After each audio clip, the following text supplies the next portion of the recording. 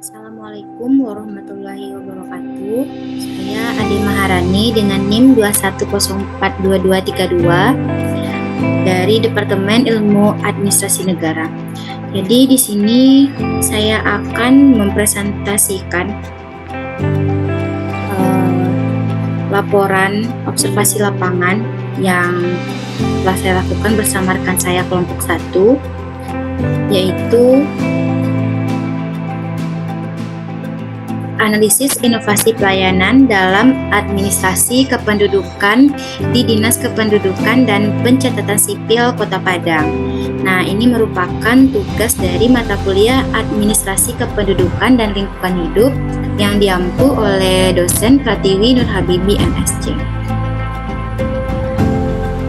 Latar belakang dalam kami melakukan penelitian ini yaitu perlu kita ketahui bahwa dalam era globalisasi dan perkembangan teknologi informasi yang pesat, kebutuhan akan inovasi dalam penyelenggaraan pelayanan publik menjadi semakin mendesak.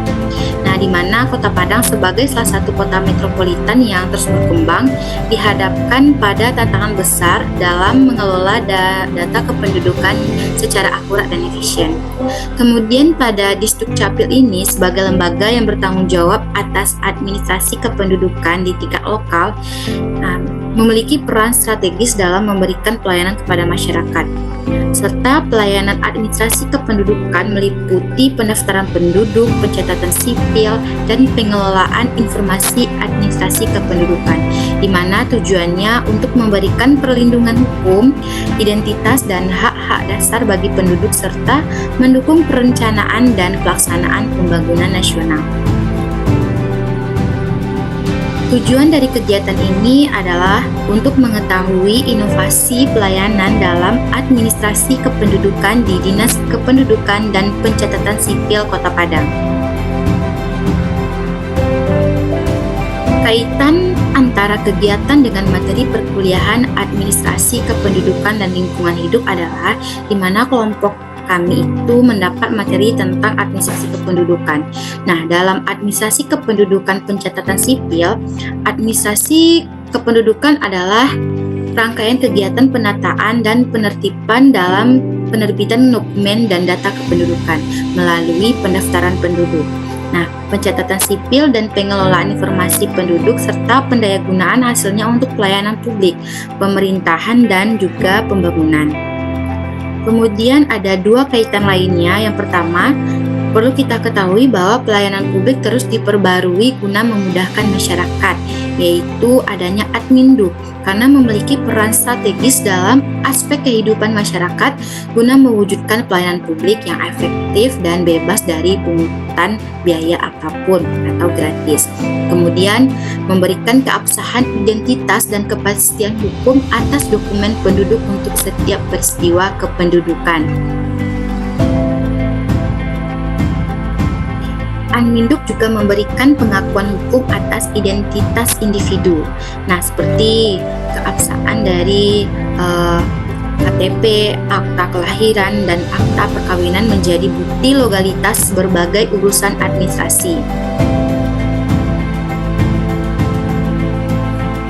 Perlu kita ketahui bahwa Adminduk juga berperan penting dalam penyelenggaraan pemilihan umum atau pemilu yang demokratis. Nah, data kependudukan digunakan untuk menyusun daftar pemilih dan memastikan hak suara setiap warga negara terdaftar dengan benar. Semua lapisan masyarakat harus menyadari pentingnya dokumen administrasi kependudukan. Tidak hanya masyarakat menengah ke bawah, tetapi juga masyarakat menengah ke atas. Kesadaran masyarakat turut memberikan manfaat optimal dalam pencatatan kependudukan. Nah, lokasi kegiatan observasi yang kami lakukan itu berada pada Dinas Kependudukan dan Pencatatan Sipil Kota Padang.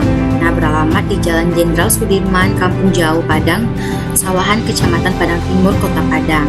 Nah, sebagai narasumber pada kegiatan kali ini adalah Bapak Januari Ananda Putra, atau bisa dipanggil dengan Bapak Ari.